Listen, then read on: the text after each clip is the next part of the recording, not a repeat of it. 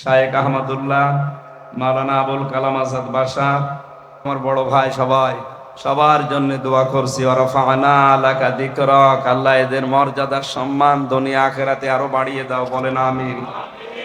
জ্ঞান অনুযায়ী আমল করা মানুষ, আলেম এখন পৃথিবীতে কম না বেশি? না, দিন দিন আরো হারিয়ে যাচ্ছে। যে কয়জন করতো ওদেরকে আল্লাহ তুলে নিচ্ছে। কথা বলেন না কেন? নবীজি জানিয়েছিলেন ইন্তেকালের আগে যে কিয়ামতের আগে আল্লাহ পাকে পৃথিবী থেকে এলেম তুলে নেবে। সাহাবা ইকরাম বললেন কিভাবে? বলেন এলেম ওয়ালা মানুষগুলোকে আল্লাহ তুলে নেওয়ার মাধ্যমে এলেম তুলে নেবে। আপনি তাকান এই কয় বছরের ভেতরে বাহারুল উলুম যারা সবচাইতে বড় জ্ঞানী জ্ঞানী মানুষ এই বাংলাদেশ সহ বিশ্ব থেকে আল্লাহ তুলে নিয়েছে। আমি আয়াতের তাফসীর পড়তে গিয়ে তাফসীরে হাক্কানিতে পেয়েছি, কেউ যদি পরকিয়া প্রেমে লিপ্ত হয় কমপক্ষে দুনিয়া আখিরাত মিলে তার 6টা ক্ষতি হবে। এখানে যদি থাকেন এই মুহূর্তে আপনার চরিত্র পাল্টাবেন। 1 নম্বরে আপনার চেহারার উজ্জ্বলতা নষ্ট হয়ে যাবে। 2 নম্বরে আপনার জীবনের ইবাদত বন্দেগী কবুল হওয়া বন্ধ হয়ে যাবে। 3 নম্বরে মরণের সময় আপনি বেঈমান হয়ে মারা যাবেন, ঈমান পাবেন না। এই যে এত বড় কঠিন কঠিন কথাগুলো বললাম, এবার আল্লাহকে সাক্ষী রেখে হাত তুলে বলেন তো পরকিয়া প্রেমে লিপ্ত আছেন কারা? হাত তোলেন তো। ও, এই হাদিস বলা আমার মনে হয় এই জেলার জন্য না, এই কুষ্টিয়ার জন্য কার্যকর। আলহামদুলিল্লাহ, যাক ভালো, এই এলাকায় পরকিয়া প্রেম নেই। যদি কেউ এরকম চরিত্রে থাকেন, আপনি কি মনে করেন আমি বুঝি না? নিজের স্ত্রী বাদ দিয়ে অন্যের স্ত্রীর সাথে হোক, অন্যের মেয়ে লোকের সাথে যে লাইন আপনি লাগিয়েছেন, কোন কারণে লাগান বলেন তো? যে মেয়ে লোকের সাথে লাইন করলেন ওর ভেতরে যা আছে আপনার স্ত্রীর ভেতরেও তাই আছে। এই কথা বলেন এখন, নাকি জিনিসপত্র কম বেশি আছে? সব পুরাপুরি ঠিক। হ্যাঁ, এখানে একটু ছোট্ট কথা বলা দরকার। এখানে হাজারো স্বামী বসে আছে, এই কারণে বলছি। মেয়েরা আছে না, সম্মানিতা মা বোনেরা, বাংলাদেশের পুরুষ মানুষের শরীর এমনি চলে না কলকাতা হারবার আর ইন্ডিয়া হারবাল ছাড়া। কথা বলছেন এখানে, এদের যে যৌবন এ তো এমনি চলে না। এরপরও যদি কোন পুরুষ মানুষ আপনারে রেখে লাইন করে, বুঝতে হবে শুধু ওই পুরুষের একা দোষ না, আপনারও কিছু দোষ আছে। আল্লাহর নবী জানিয়েছেন এই পৃথিবীতে যখন স্বামী বাড়িতে আসবে, দুনিয়ায় যত কাজ থাক সব কাজ মেয়েদের জন্য নিষিদ্ধ। স্বামীকে আগে হাসি মুখে সালাম দিয়ে তাকে সময় দেওয়া মেয়েদের জন্য বড় ইবাদত। এইটা পারিবারিক জীবনে না থাকার কারণে স্ত্রীর পক্ষ থেকে রেসপেক্ট, সম্মান এবং আদর সোহাগ যেটা পাওয়া দরকার অধিকাংশ পরিবারের স্বামী এটা পায় না, এই জন্য লাইন করে। এবারে একটু জোরে বলেন ঠিক। তার মানে বোঝা যাচ্ছে এখানে লাইন মারা লোক আছে।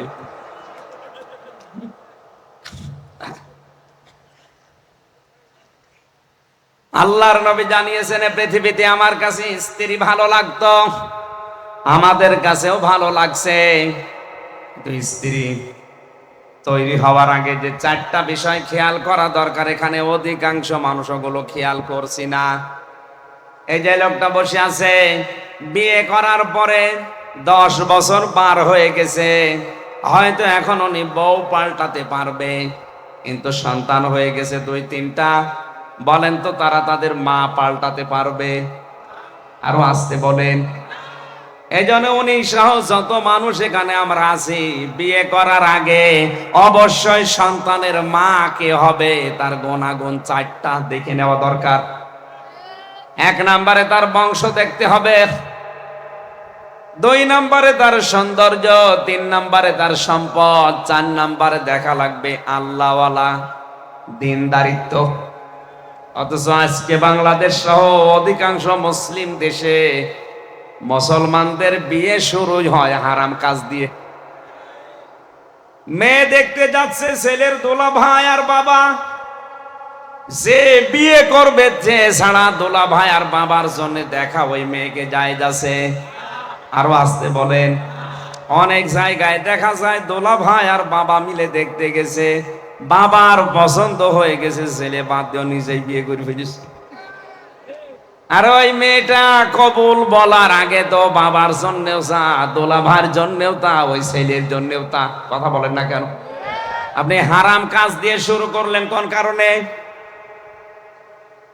এরপরে সন্তান জন্ম দেওয়ার সময় যেটা করা লাগে ওইটা অধিকাংশ মানুষের আমার মনে হয় ওর দোয়ায় জানা নেই। রংপুরে এক মাহফিলে গিয়েছিলাম, এক মুরব্বি এসে বলছে, হুজুর আসসালামু আলাইকুম। চেহারা দেখে তো মনে হচ্ছে অনেক বয়স, কি ছেলে মেয়ে আছে আপনার? হ্যাঁ। কয়টা? 9টা। 9টা ছেলে মেয়ে হয়ে গেছে। দাদা বলে আগে ডাকলাম, বললাম দাদা সন্তান জন্ম দেওয়ার সময় একটা দোয়া পড়া লাগে, একটু বলেন দেখি। বছর হুজুর দোয়া এখনো পড়া হয়নি। তো ও দোয়া এখনো পড়েননি, 9টা জন্ম দিয়েছেন, আবার কবে পড়বেন? অথচ ওই দোয়ার ভেতরে মারাত্মক 2টা কথা আল্লাহকে বলা হয়, বিসমিল্লাহি, আমি আল্লাহর নামে আরম্ভ করছি আজকের এই বাসর রাত, আজকের এই সংসার।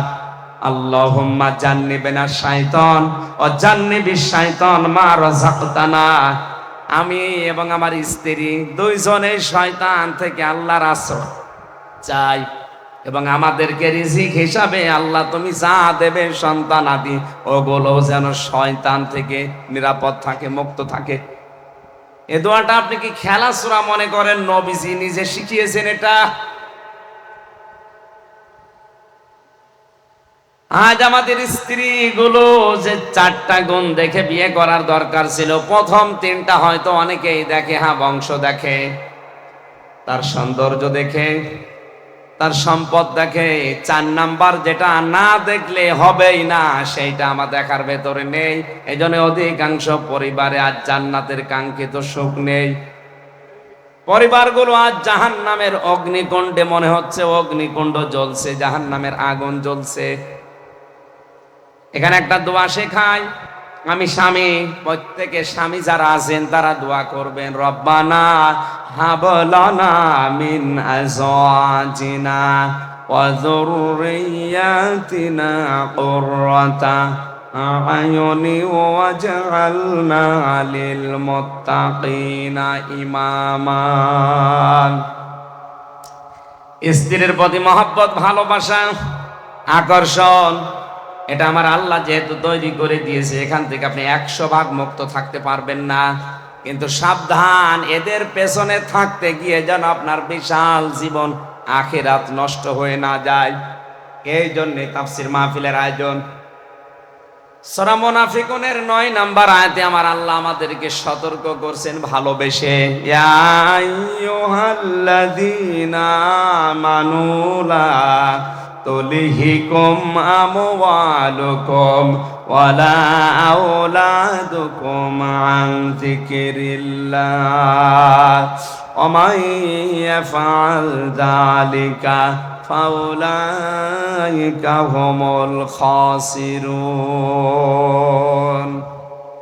ওহে যারা ঈমানের দাবি করো, আমি তাফসীরে আয়াতটা পড়তে গিয়ে দেখেছি 89 বার কোরআনে আল্লাহ এই শব্দটা দিয়েছেন। কতবার? মুফাসসির লিখেছেন আল্লাহ পাক যখন এই আয়াত দিয়ে মানুষকে ডাকেন, বিশেষ করে ঈমানদারকে, তখন তার কুদরতি হাত এভাবে উঁচা করে ডাকেন, ইয়া আইয়ুহাল্লাযীনা আমানু। জোরে বলেন সুবহানাল্লাহ। ডাক দেন মায়া দিয়ে, মহব্বত দিয়ে। লা তুলহিকুম আমওয়ালুকুম ওয়ালা আওলাদুকুম, হালাক হয়ে যেও না, গাফেল হয়ে যেও না, উদাসীন হয়ে যেও না, ধ্বংস হয়ে যেও না। তোমাদের সম্পদ আদি আর সন্তান আদির পেছনে পড়ে আমি আল্লাহর জিকির থেকে, এখানে আন জিকিরিল্লাহ, আই আন আমরিল্লাহ, আল্লাহর আদেশ থেকে। ওয়া মান ইয়াফআল যালিকা ফাউলাইকা হুমুল খাসিরুন। কোন মানুষ যদি এ কাজ করে, স্ত্রী, সন্তান, সম্পদ এগুলোর পেছনে পড়ে আমার আল্লাহর আইনগুলো যদি ভুলে যায়, আল্লাহ পাক বলেন ওই লোকটার জীবন ক্ষতিগ্রস্ত। বলেন নাউজুবিল্লাহ। এই আয়াতটার সাথে আমি বাংলাদেশ এবং বিশ্বের অন্যান্য মুসলিম অনেকগুলো দেশের সাথে মিলিয়ে মিল পাই না। আমি রিমান্ডে যখন ছিলাম, আমি নাম নিলাম না, এক হিন্দু অফিসার আমারে উনি বলছিল, আমি মিশন ওমানে ছিলাম 2 বছর, ওখানে আমি ছিলাম, যে হোটেলে খাবার খেতাম, খুব ভালো করে মিলাবেন, 2টা বছর আমি ওই হোটেলে খাবার খাই, ওদের ভাষা আমার আয়ত্ত হয়ে গেছে। এই 2টা বছরের ভেতরে দেখলাম ওই দোকানে যে খাবার দিয়ে যায়, পানি দিয়ে যায়, তরকারি দিয়ে যায়, ওই ছেলেটা হচ্ছে দোকানদারের ছোট ছেলে। দোকানদার বসে ক্যাশ কাউন্টারে বসে টাকা গুনতেছে, আর ওই ছেলেটা সারাদিন ডিউটি করে, ওই কাজ করে, পানি দেয়, তরকারি দেয়, ভাত দেয়, এভাবে করে। ওনার একদিন জিজ্ঞাসা করলাম, আপনার নিজের ছেলে, আপনি এত বড় দোকানের মালিক, এত টাকা পয়সা, আপনার ছেলেটাকে ভালোভাবে লেখাপড়া করিয়ে একটা ভালো জায়গায় তুলে দিতে পারেননি? লোকটা ওনার ভাষা দিয়ে আমারে বুঝিয়েছে। কোরআনের একটা আয়াত পড়ে, সূরা তাগাবুনের 14 নম্বর 15 নম্বর আয়াত, ইয়া আইয়ুহাল্লাযীনা আমানু ইন্না মিন আজওয়াজিকুম ওয়া আওলাদিকুম আদুওয়াল লাকুম ফাহযারুহুম, ইলা আখিরি আয়াত। আমি সহ এখানে যত মানুষ বসে আছি সবার জন্য ওই হিন্দু অফিসারের কথাটা মনের ভেতরে লাগবে, আপনি ভালো করে শোনেন। উনি আমারে বলছিলেন, ওই যে ওমানের ওই দোকানদার আমাকে বলছে, আপনি কোন দেশে বাড়ি আমি জানি না, আপনি জাতিতে কি আমি তাও জানি না, কোরআনের যে আয়াত পড়লাম আপনি কি বুঝেছেন? ও হিন্দু বেটা, ওর কোরআনের অনেকগুলো আয়াত দেখলাম ওর মুখস্থ আছে, আমি তো নিজে হাফেজ। ও যে সমস্ত আয়াতগুলো বলছিল আমি থ হয়ে গেছি, রিমান্ডে কি বলে, এটা হিন্দু মানুষ। আমার তো মনে হয় যতগুলো আয়াত আমার সামনে এই 10 দিন রিমান্ডে পড়েছে, ওর প্রায় 2-3 পারা কোরআন মুখস্থ হয়ে আছে।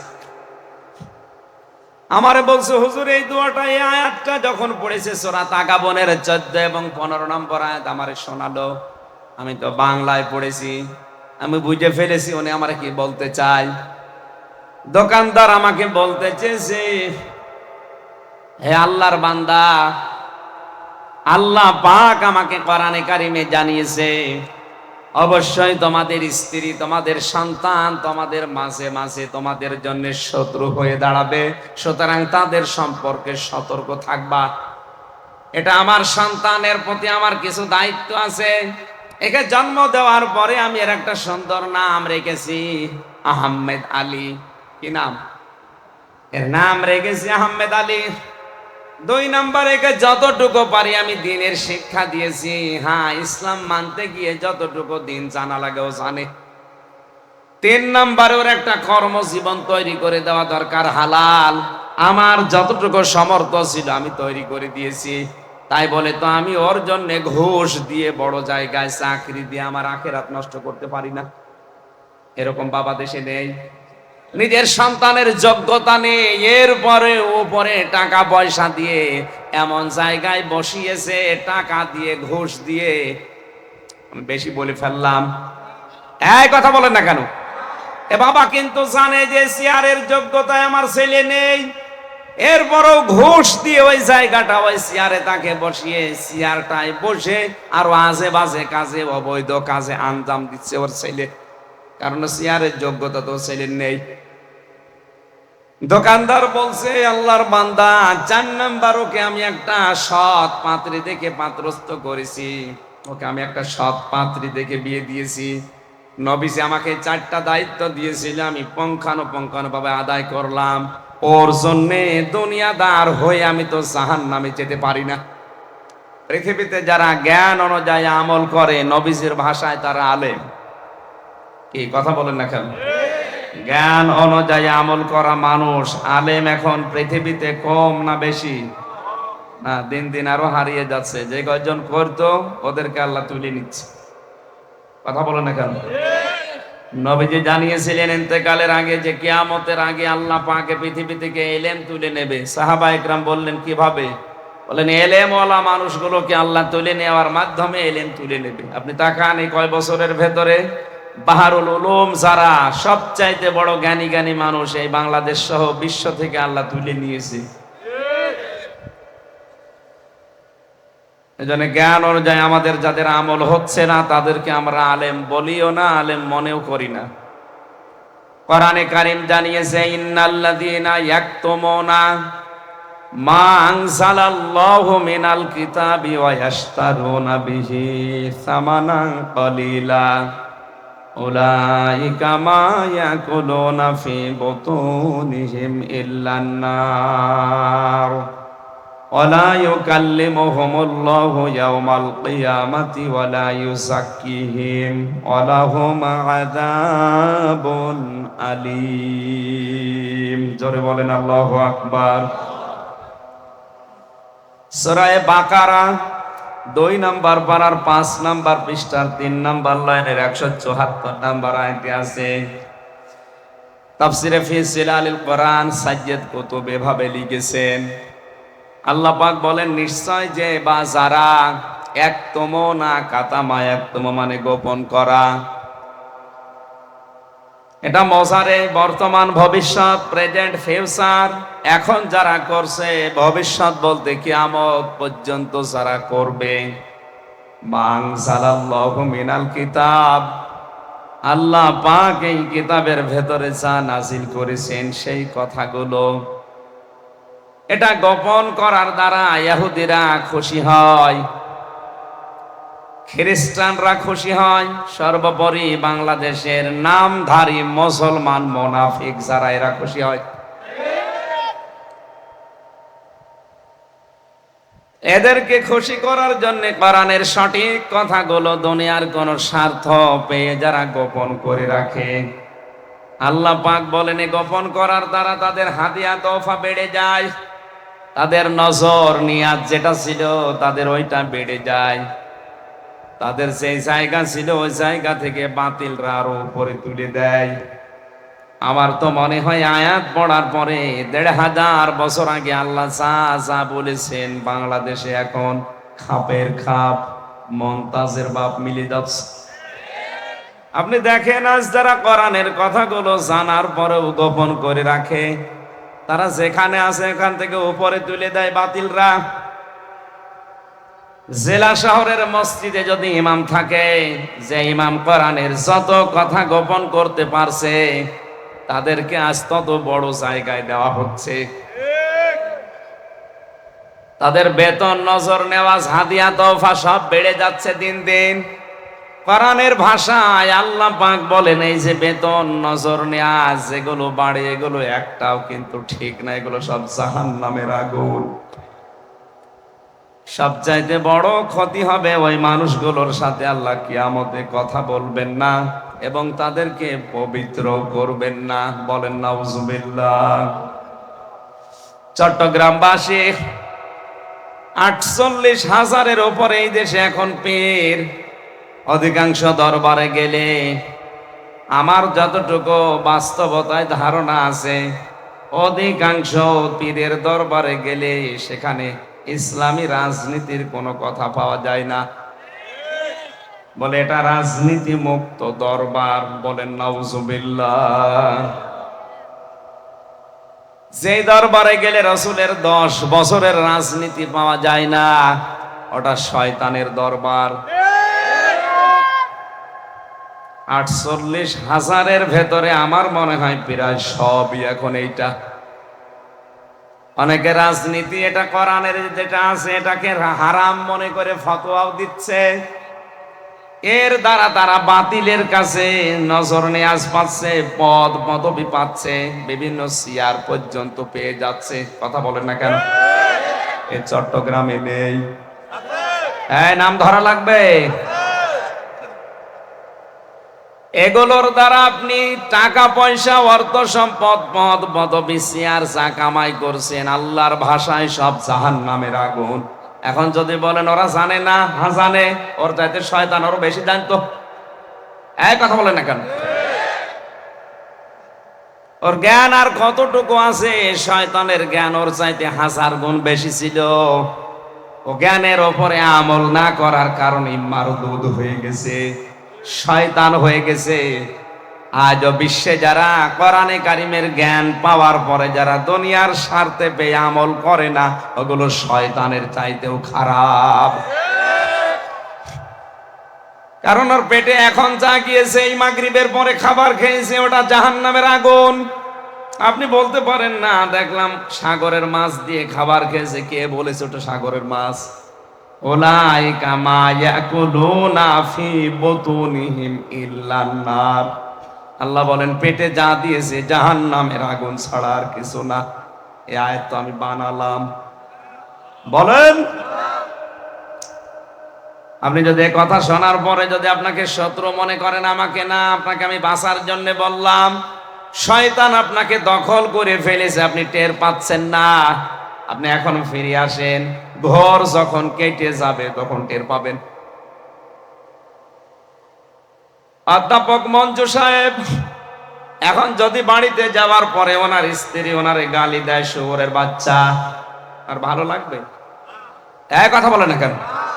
ওনার রাগ হবে না? না রাগ হবে মানে না, রাগ হবে না। ওনার যদি জ্ঞান থাকে, উনি চিন্তা করবে আমার শিক্ষিতা বউ, ধার্মিক বউ, ভালো বংশের মেয়ে, কোনদিন আমার মুখের ওপরে চোখ তুলে কথা বলে না। আর আজকে সালাম দেওয়ার পরে আমারে কুকুরের বাচ্চা, শুকুরের বাচ্চা বলে গালি দিচ্ছে। অবশ্যই আমার বউরে ভূতে ধরেছে। কিসে ধরেছে? এরে জিনে ধরেছে, ভূতে ধরেছে, পরিতে ধরেছে। তাছাড়া স্বাভাবিক থাকলে তো আমারে গালি দেওয়ার কথা না। কোরআনের কথা শোনার পরে যার চরিত্রের সাথে মিলে যায়, এখন যদি লোকটা আল্লাহর উপরে রাগ না করে হামজার উপরে রাগ করে, বুঝতে হবে ওর স্বাভাবিক নেই, ওরে শয়তান দখল করে ফেলেছে।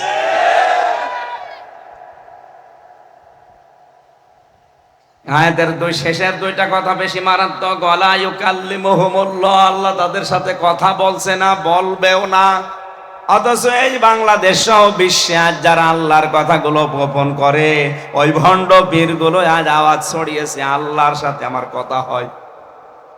ঢাকাতে বহু দরবার আছে, যে দরবার থেকে আওয়াজ পাওয়া যায় যে ওদের পীর সাহেব নাকি আল্লাহর সাথে ডাইরেক্ট কথা বলে। আল্লাহ বলেন কোরআনের কথা গোপন করলে তার সাথে আমি কথা বলছি না, বলবো না। ওয়ালা ইউযাক্কিহিম, তাদের পবিত্র করছি না, করবও না।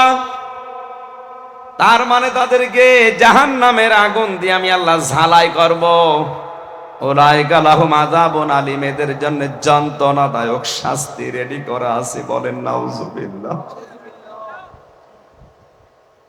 এই আয়াত অনুযায়ী আমার যতটুকু বাস্তবতায় জ্ঞান আমি পেয়েছি, আলেম শুধু নামের আগে মাওলানা, মুফতি, হাফেজ, মুহাদ্দিস লেখা থাকলে আলেম হয় না।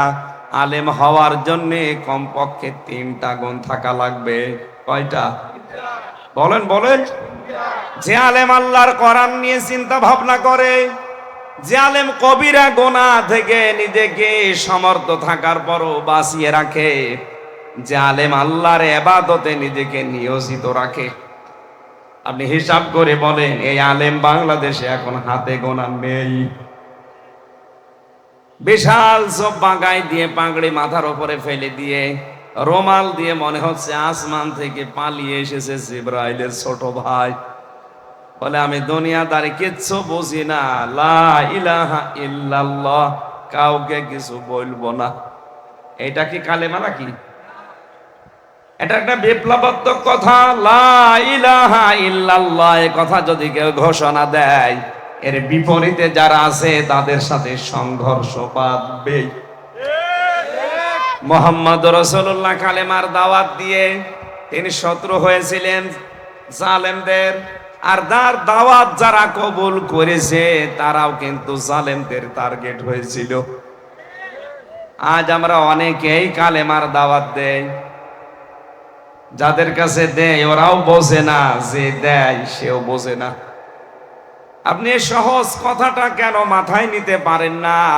বিশ্বনবী মুহাম্মদ রাসূলুল্লাহর মতো ভালো মানুষ এই কালেমার দাওয়াত দিতে গিয়ে তিনি টার্গেট হয়ে গেলেন 82 বার ইহুদিদের। কতবার? আরো জোরে বলেন। আমার তো হাদিসের দিকে তাকিয়ে মনে হয় আজ ফিলিস্তিন সহ আফগানিস্তান সহ এই বিশ্বের যত মুসলমানেরা কালেমা বুঝে পড়ে তাদেরই টার্গেট করে আজ ইহুদিরা। ফিলিস্তিনকে এমনি টার্গেট করে নাই। 82 বার যদি বিশ্ব নবীকে ওরা জীবিত অবস্থায় মেরে ফেলার জন্য টার্গেট নেয়, এমনকি মারা যাওয়ার পরেও তাকে কবর থেকে তুলে নেওয়ার জন্য ষড়যন্ত্র করেছিল। তাহলে আজও বিশ্বে যারা সত্যি নবীর মতো কালেমার কথা বলে, কালেমা পড়ে, তাদেরও বিরুদ্ধে ষড়যন্ত্র ইহুদি আর খ্রিস্টানরা করবে। আমেরিকার সুরটা একটু নরম দেখে অনেকে বিভ্রান্ত হচ্ছে। না, ইহুদি খ্রিস্টান বৌদ্ধ হিন্দু মাজুসি শুধু মুসলমান বাদ দিয়ে 4500 জাতি এখন দুনিয়ায়, সব ওরা এক।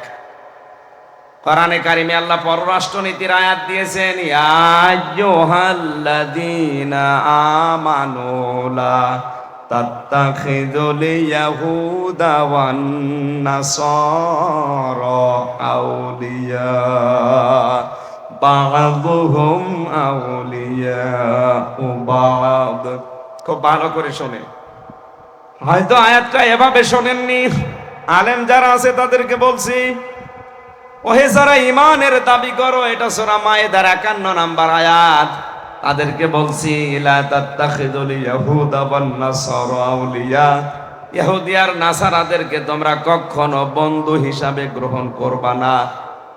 এই আয়াতটা কার? বলেন বলেন। আয়াতের পরবর্তী শব্দ কি? বা'দুহুম আউলিয়াউ বা'দ, যখন তারা একে অপরের বন্ধু। পররাষ্ট্রনীতির এই আয়াতটা আল্লাহ এমনিতে নাযিল করেন নাই। বিশ্বে টিকে থাকতে হলে, বিশ্বে চলতে হলে পররাষ্ট্রনীতি এটা একটা ইবাদত, এটা আপনার লাগবে। ইহুদি খ্রিস্টান বৌদ্ধ হিন্দু যারা আছে তারা যদি একে অপরের বন্ধু হয়ে কাজ করে, তখন আর তাদের সাথে মিল মহব্বত দিয়ে চলা যাবে না। আজ ইহুদিরা খ্রিস্টানদের বন্ধু, খ্রিস্টানরা হিন্দুদের বন্ধু, হিন্দুরা বৌদ্ধদের বন্ধু। আপনি কি মনে করছেন চীন রাশিয়া আমেরিকার সাথে দ্বন্দ্ব? এটা তো মুখে মুখে, ভেতরে ওদের সব এক, মুসলমান টাইট করার জন্য।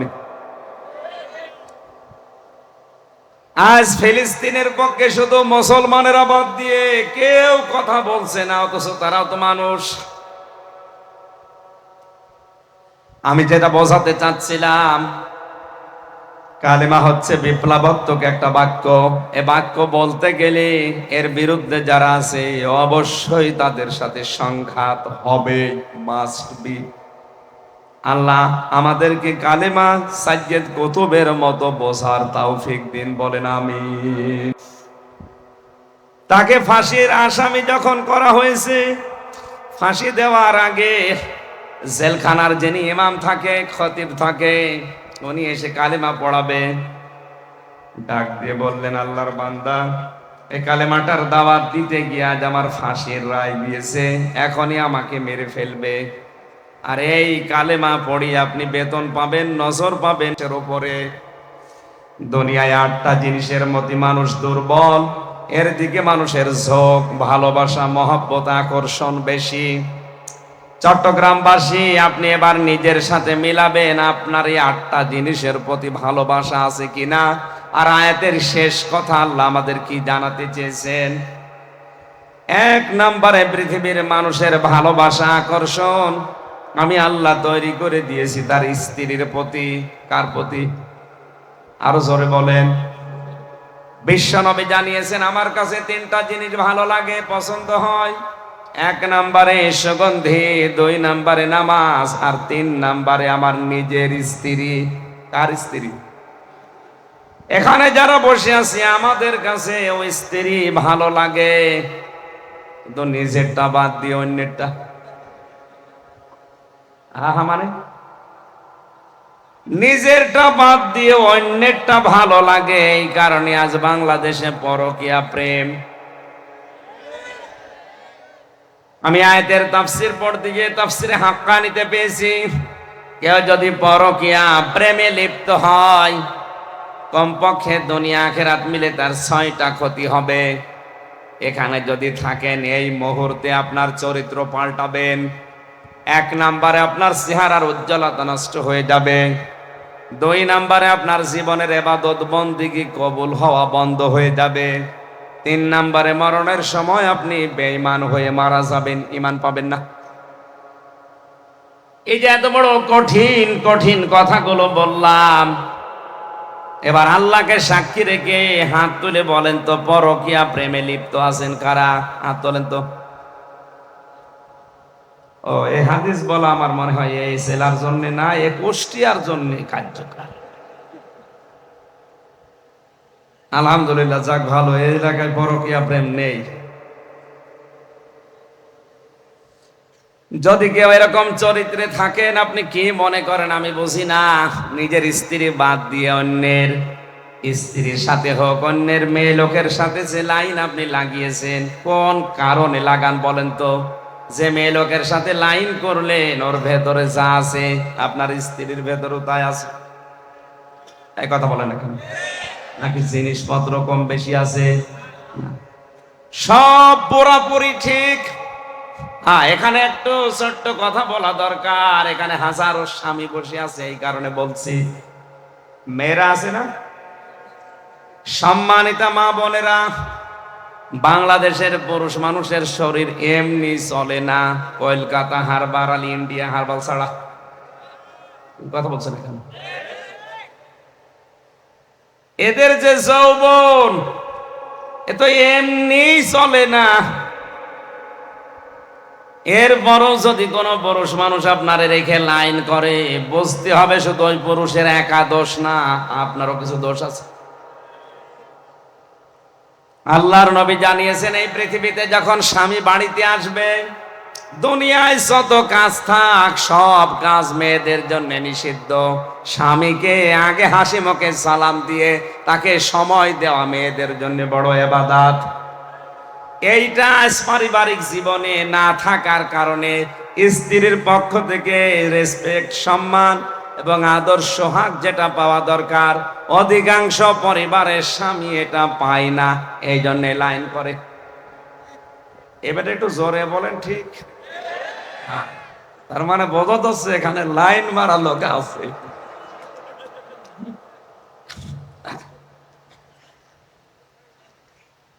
আল্লাহর নবী জানিয়েছেন, পৃথিবীতে আমার কাছে স্ত্রী ভালো লাগতো, আমাদের কাছেও ভালো লাগছে। স্ত্রী তৈরি হওয়ার আগে যে 4টা বিষয় খেয়াল করা দরকার, এখানে অধিকাংশ মানুষ ওগুলো খেয়াল করছি না। এই যে লোকটা বসে আছে, বিয়ে করার পরে 10 বছর পার হয়ে গেছে, হয়তো এখন উনি বউ পাল্টাতে পারবে, কিন্তু সন্তান হয়ে গেছে 2-3টা। বলেন তো, তারা তাদের মা পাল্টাতে পারবে? আরো আসতে বলেন। এই জন্য উনি সহ যত মানুষ এখানে আমরা আছি, বিয়ে করার আগে অবশ্যই সন্তানের মা কে হবে তার গুণাগুণ 4টা দেখে নেওয়া দরকার। 1 নম্বরে তার বংশ দেখতে হবে, 2 নম্বরে তার সৌন্দর্য, 3 নম্বরে তার সম্পদ, 4 নম্বরে দেখা লাগবে আল্লাহওয়ালা দিনদারিত্ব। অথচ আজকে বাংলাদেশ সহ অধিকাংশ মুসলিম দেশে মুসলমানদের বিয়ে শুরু হয় হারাম কাজ দিয়ে। মেয়ে দেখতে যাচ্ছে ছেলের দোলা ভাই আর বাবা, যে বিয়ে করবে যে ছাড়া দোলা ভাই আর বাবার জন্য দেখা ওই মেয়েকে জায়েজ আছে? আরো আসতে বলেন। অনেক জায়গায় দেখা যায় দোলা ভাই আর বাবা মিলে দেখতে গেছে, বাবার পছন্দ হয়ে গেছে, ছেলে বাদ দিয়ে নিজেই বিয়ে করে ফেলেছে। আর ওই মেয়েটা কবুল বলার আগে তো বাবার জন্যেও তা, দোলা ভাইয়ের জন্যেও তা, ওই ছেলের জন্যেও তা। কথা বলেন না কেন? আপনি হারাম কাজ দিয়ে শুরু করলেন কোন কারণে?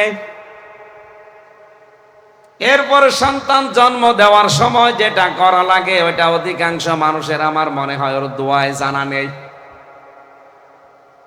রংপুরে এক মাহফিলে গিয়েছিলাম, এক মুরব্বী এসে বলছে, হুজুর আসসালামু আলাইকুম।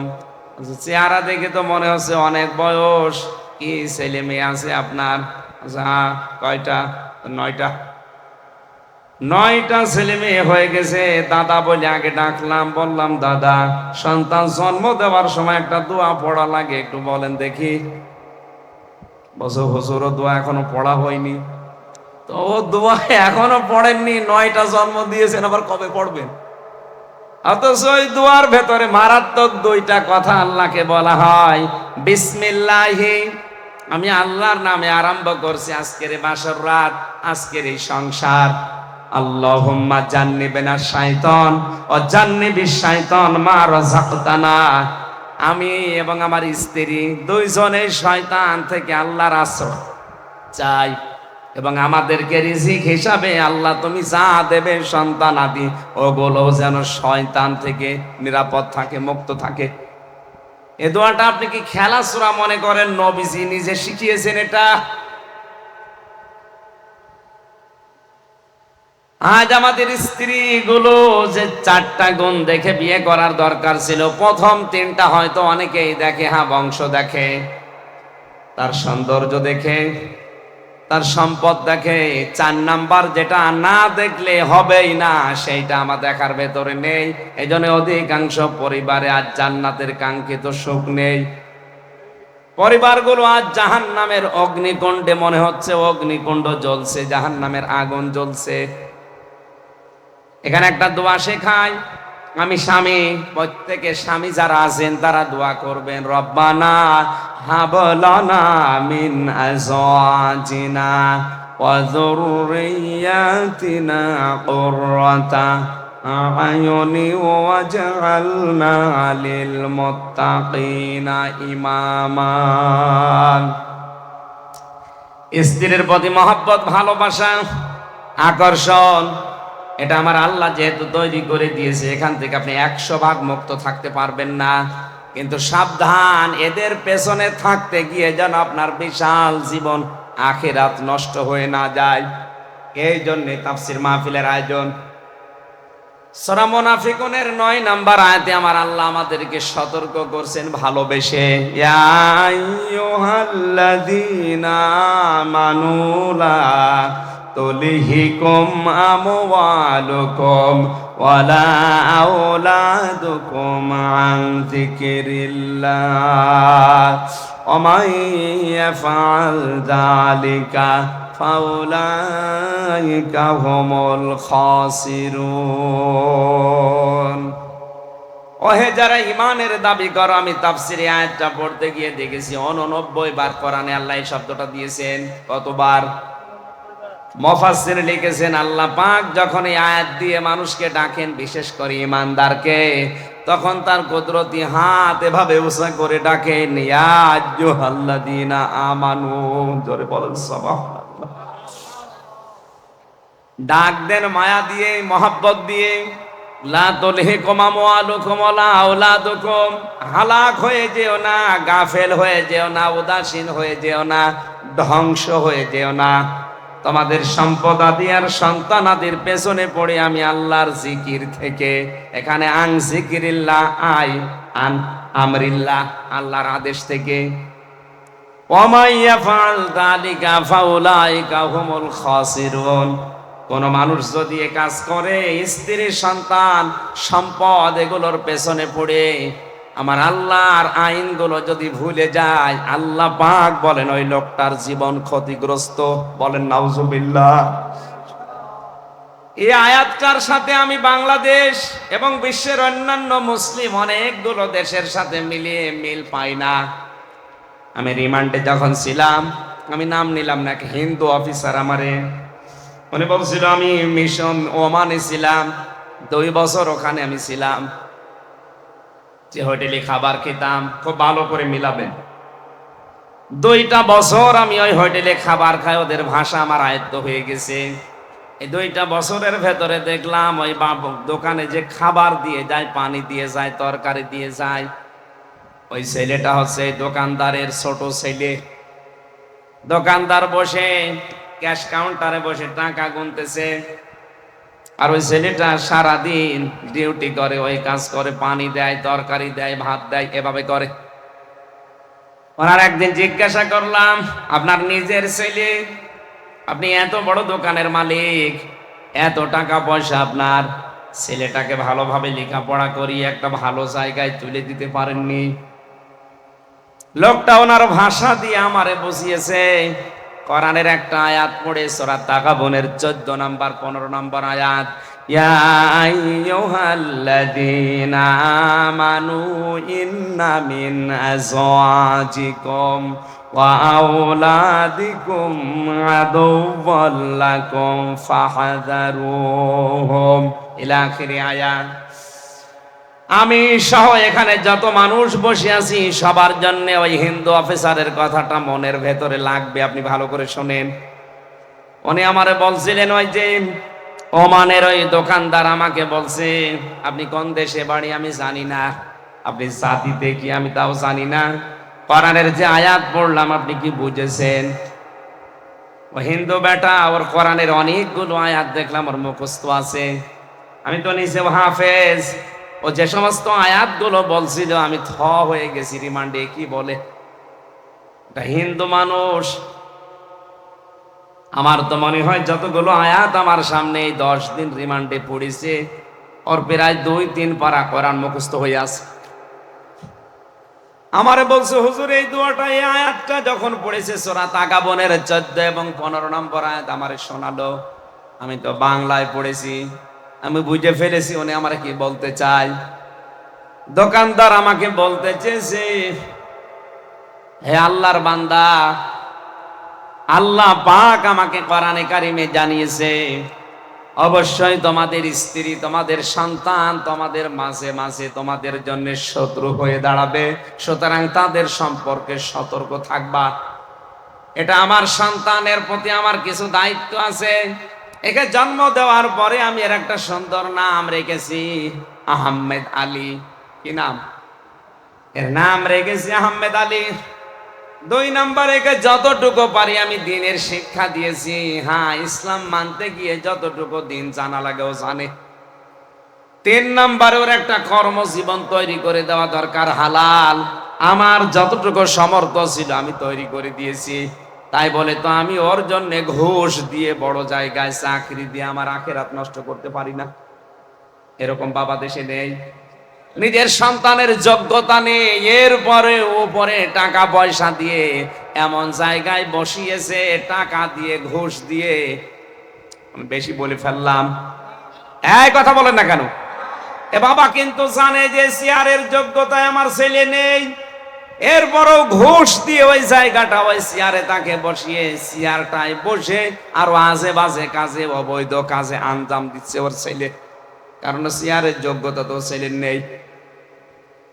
দোকানদার বলছে, আল্লাহর বান্দা, 4 নাম্বার, ওকে আমি একটা সৎ পাত্রী দেখে পাত্রস্থ করেছি। ওকে আমি একটা সৎ পাত্রী দেখে বিয়ে দিয়েছি। নবীজি আমাকে 4টা দায়িত্ব দিয়েছিল, আমি পুঙ্খানুপুঙ্খানুভাবে আদায় করলাম। ওর জন্যে দুনিয়াদার হয়ে আমি তো জাহান্নামে যেতে পারি না।